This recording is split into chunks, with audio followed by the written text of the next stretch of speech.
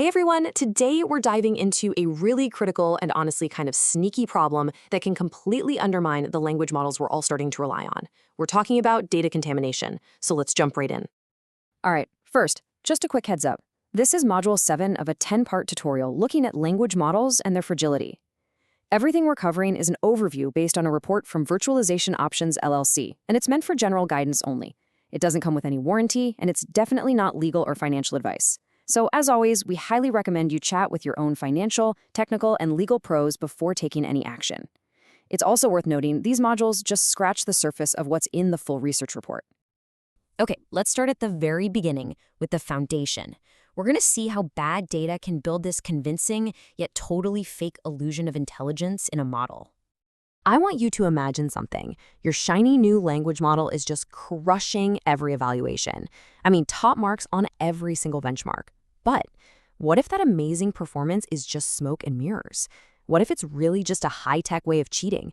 What if that A+ grade is a complete fraud?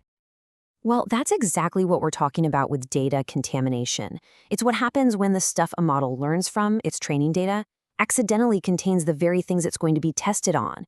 And not just that, but it can also slurp up copyrighted material or private, sensitive info that really should have never been in there to begin with.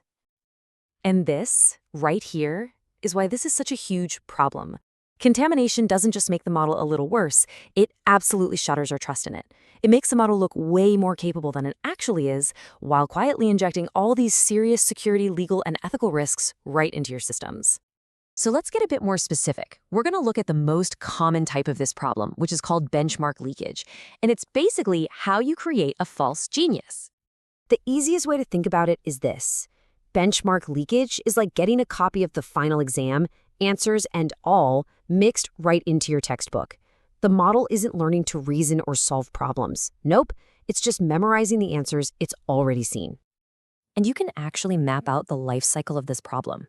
It often starts innocently, during data collection when benchmark data or private info just gets scraped from the web. Then the model trains on that contaminated data, memorizing what it sees.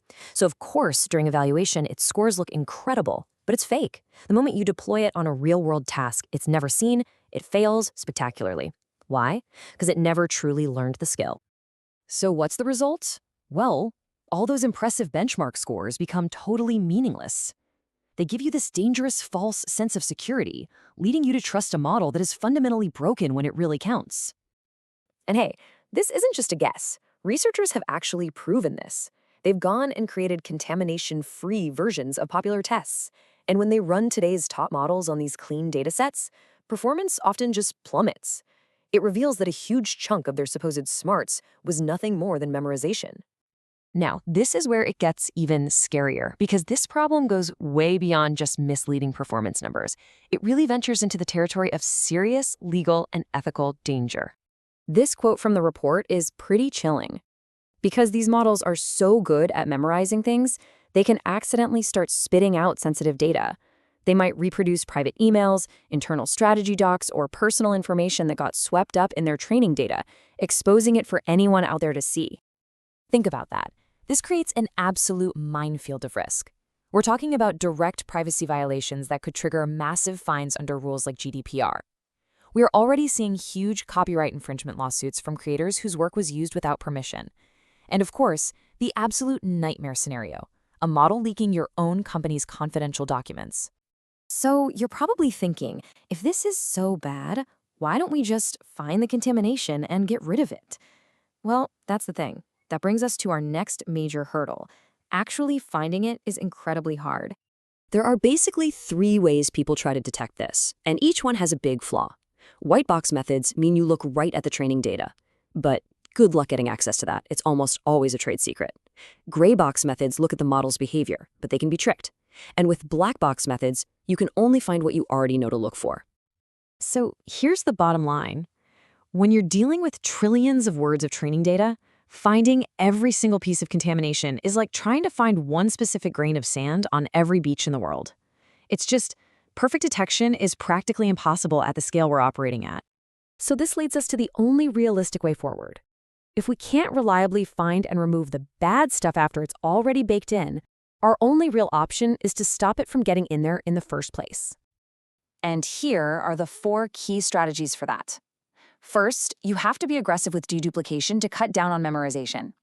Second, you need to proactively filter out known benchmarks, copyrighted stuff, and any patterns that look like personal information. Third, you've got to constantly monitor the model to see if it's memorizing things. And fourth, developing tools that can trace a model's output back to its source data is going to be crucial. You know, at the end of the day, it all boils down to this one powerful idea. The only way to build a model you can actually trust is to be relentlessly, obsessively disciplined when you're curating that data.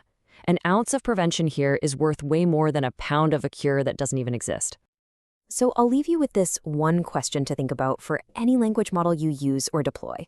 The performance metrics might look incredible, but how can you really be sure that what you're seeing is genuine capability and not just a very well-rehearsed, very convincing memory? The answer to that question could literally be the difference between success and a total disaster.